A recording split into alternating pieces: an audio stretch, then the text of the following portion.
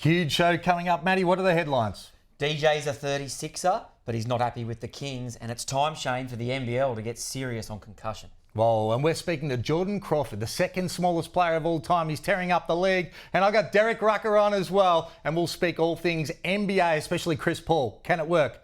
Let's get into it. This is The Basketball Show with Shane the Hammer Hill.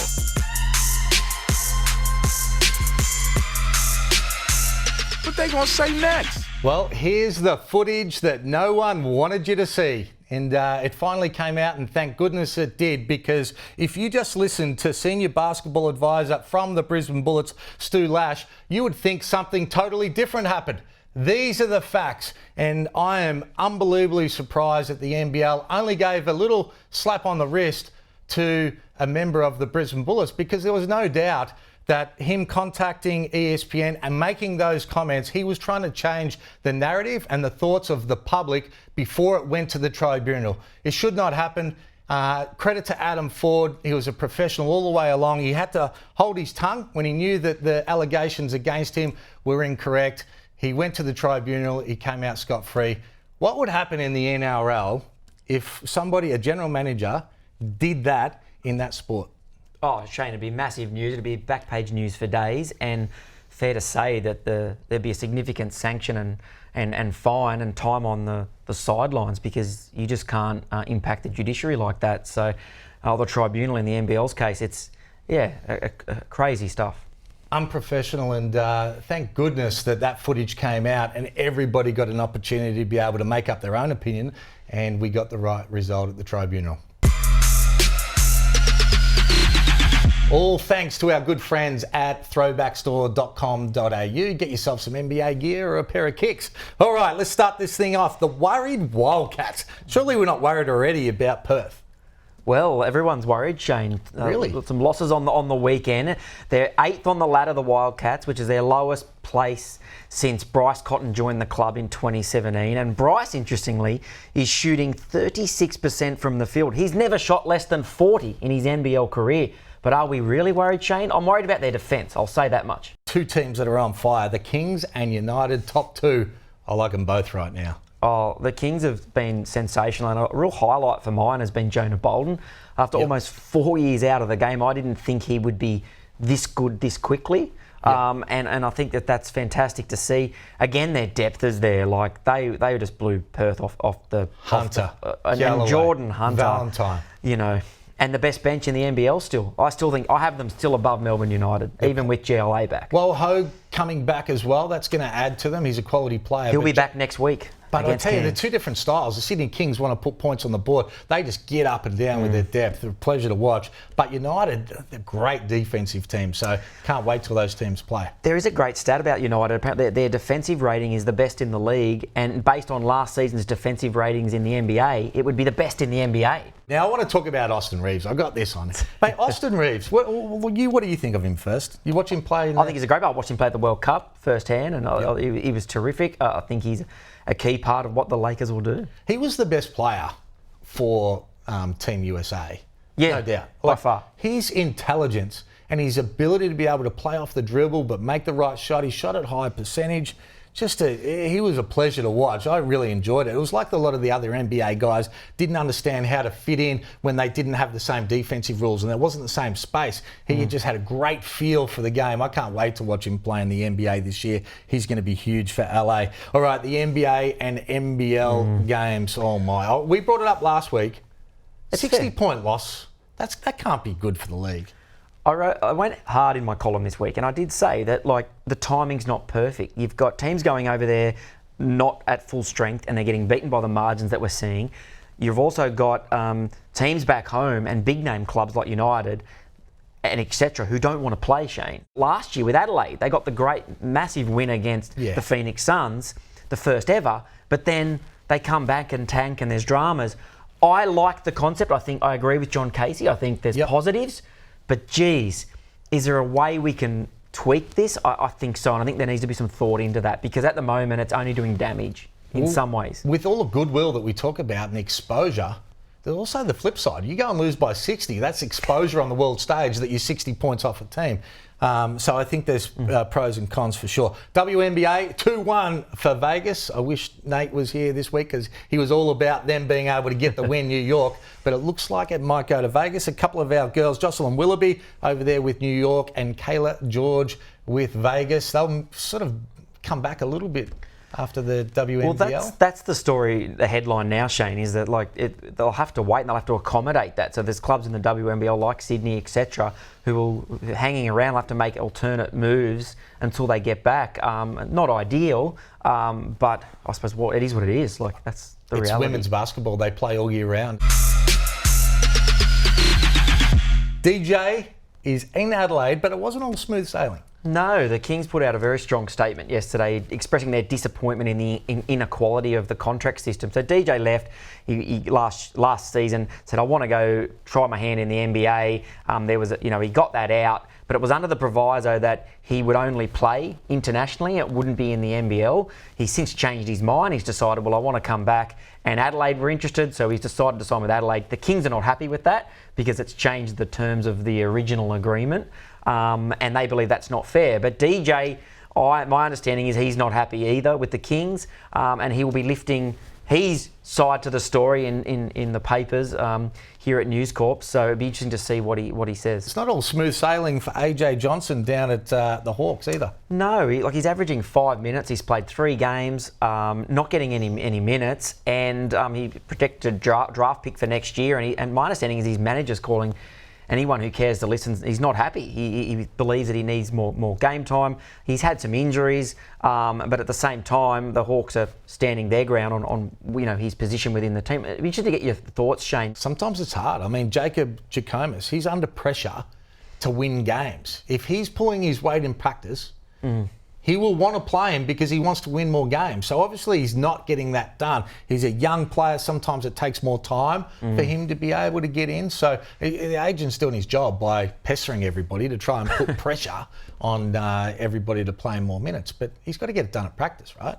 And the last one, this is a huge one, mate. Maddie Knight is talking about concussions. Now, I watched a few shows about this with the NRL and the AFL guys and the problems that concussion have caused ex-sportsmen. And growing up in that time where, mate, we were just taught to shake it off. You would have a massive hit and you'd have massive headaches for days, but you just shake it off. Yeah, so Maddie Knight, for everyone at home, is 3-time championship winner with Perth, played with the Razorbacks back in the day. He had 15 concussions throughout his 10-year career, and we see here quite serious stuff. And in those days, there were no protocols. So at the moment, the NBL have got a minimum of 6 days, depending on how it goes. He wants a mandatory 12 days like the AFL, and he said he's still suffering headaches. He gets a bit of dizziness, and he's genuinely fearful of the future potentially of memory loss. Matty likes to think that the brain has to come first and people's welfare has to come first. He wants Dellavedova, who we see here on the weekend. He wants him to take his time, and I'm sure they will. Melbourne United with Shea Ely have had problems, and Melbourne United have been tremendous. They've been very thorough in their processes. He sent me a message today and said, I actually want to meet with the NBL. I want to have conversations with specialists.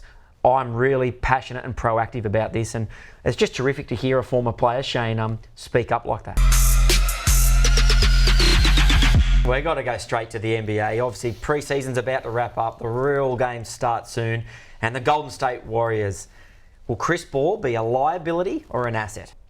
Woo, this is a tough one because I've never been a lover of CP3. But yet, Hammer, as someone who played a very long time without winning a championship here, I empathize with him. I want him to get a title with the Golden State Warriors, and I think he's going to be a great fit. He doesn't have to play a whole bunch of minutes. The Warriors are a smart organization. They'll understand, Hammer.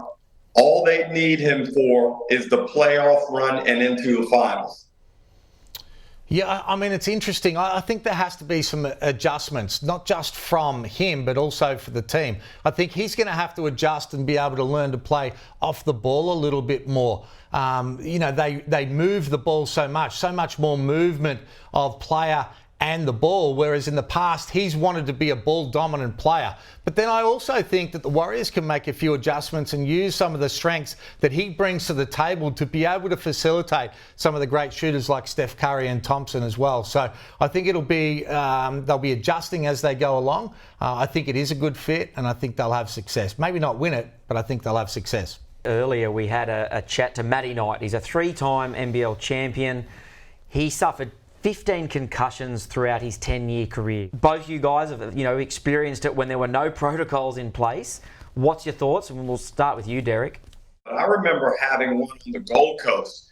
I bumped into Leroy Combs. Remember him, Hammer? Yeah. And the screen in the back court, and I was dazed. Not only did I continue to play, but after the game, they said, here, take some paracetamol and just make sure you don't fall asleep. That was the protocol back in the day. And who knows what damage has been caused to my brain now, Hammer. I mean, we kind of laugh at it, but it is no laughing matter. I was brought up in the days where my dad would say, give it a hard rub and get on with it. Don't show that you're hurt. You've got to keep playing. Play through the pain. It's the way that we were brought up. And let's hope Matty gets the help that he needs, and he can see some of the best people in the country, because no one wants. I mean, people just think it's headaches, but it's not headaches. It's emotional stability and all the other things that come with that type of trauma. All right, 5 highlights from around the world, and we start with the NBA. A big block from the Spurs. I don't know his name. He's going to need a few more of those, and we'll know exactly who he is. They'll be better, the Spurs. No doubt about it. But let's get to the EuroLeague. We're over in Turkey now. A little bit of transition. Great pass behind the back. Swadak, if you don't mind. Sensational. The EuroLeague's on fire, and this one's my personal favourite. Alex Tui, next star. Beautiful spin, dunk. And Andrew Gaze was just as good in the commentaries when he said with the spin move, puts him on the rotisserie. Well, he needs to pay a few royalties to our man Dwayne Russell, because he's been saying that for years. Get your own lines, Gazy. But have a look at this. Miller with the dunk. We're going to see a few different angles. Have a look at the defender laying on the ground going, my feet are outside the circle. I want to charge. You reckon he got it? Oh, geez, that's definite charge. Well, I think they're going to keep it, though, because of the highlight. Geez, what a dunk it was from the NBA. Brandon Miller. What athleticism. Back to the NBL. And now we have a little bit of action over in Adelaide. A little bit of blue sky, finally, for the people in South Australia. What an athletic dunk. Great pass from Trey Kell to Wiley. And that is our Boost Mobile highlights for this week. And you are the guru, mate, but you're currently behind Derek Rucker and myself. Tell us, what's going on? Had a bit of a slow start. I think being away at the start of the season didn't really help me, but I would have beat you this week had Delhi not got hurt. So don't you worry. I'll be there when it all is said and done. Okay, I like that. So what are we doing this week, mate? What are the trades? What should everyone be looking at to get their team to the next level? Yeah, so tougher week this week. Only 3 teams have a double: Adelaide, Melbourne and Southeast Melbourne. So much fewer options in terms of maximising your score. So this week's really about kind of planning for next week and looking at the upcoming schedule, and also trying to accumulate some value. So looking at some players who might increase in price. And one name that seems to be very, very popular right now is Parker Jackson-Cartwright from the New Zealand Breakers. Only has the 1 game this week, but obviously coming back from overseas with the Breakers. But they have a really strong run of doubles 4 of the next 5 weeks, starting in round 5. So he's a very popular trade-in target right now, and will probably make his way into my team this week as well. Tommy, a pair of big men are back from injury this week, or should be. JLA at United and obviously Alan Williams at Phoenix. Buyers, should they be wary or go all in? I wouldn't probably bring them in just yet. Certainly not JLA, because he may only play 1 of the 2 games. But there is an impact potentially to Ariel Hook-Porty there from his return once he ramps up. Alan Williams is a more interesting one to me, because all indications are he's raring to go from that Thursday night game straight away. Watch out for the impact he might have on Mitch Creek's rebound totals, but I think he'll ultimately help Mitch Creek take a bit of pressure off him in terms of his need to produce offensively as well. So that's one to keep an eye on. Another one too for me, Gary Brown, because he's come off his minutes restrictions, starting to get a little bit of form. I think he's going to fire up as well as South East Melbourne start to go well. Any sleepers out there at a lower level that we might be able to get some value? Well, I think with Delhi's injury on United as well, one guy I kind of like is Shea and I liked him at the start of the season. He's obviously going to play a much bigger role. He's sneaky in terms of those assist and steal totals as well. So he's someone at a lower price that you could potentially look to bring in. And obviously United has doubles this week and next week. Welcome to the show, Jordon Crawford. Thanks for having me. Mate, I want to talk about your size. You're the second smallest player that's come to our league. I love it. You know, you're doing great things. It looks like you use your size as an advantage. Some people look at it and go, oh, well, he's small, he can't do this, this and this. But you do so many other things well. Do you turn it into an advantage? Yeah, I have to. You know, if I don't turn my size into advantage, then I'm just out there and just floating around. So, you know, I just have to continue to build on that and use my size as the advantage that everybody else doesn't have. Jordon, talk to us about your relationship with Floyd Mayweather, and I believe there's some photos recently, and yeah, how special is that? Yeah, that's you know, my uncle, my mentor.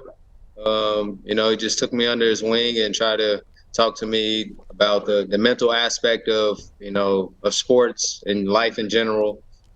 Just trying to give me pointers, whether it's on the court or just, you know, being a father or being a friend or whatever the case is. So he's been a huge impact in my life, and I appreciate him. How often do you talk? Once or twice a week.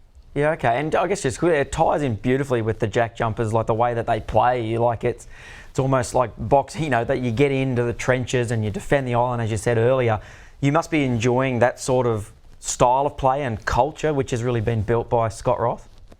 Yeah, it's amazing. You know, it actually gives you a chance where you got everybody on the same page of wanting to be grimy and get after guys. And so when you have a whole team like that, it's a bunch of guys that's bought in for to play that style. It just feels good and builds a great culture. Well, you've been incredible to watch, mate, and you give a whole lot of inspiration, I think, to smaller players everywhere to know that they can do the sort of things that you can do. So well done. Keep up the good work, and thanks for coming on the Basketball Show. Yeah, for sure. Thanks for having me. This is a co-production by News Corp Australia and Closer Sports.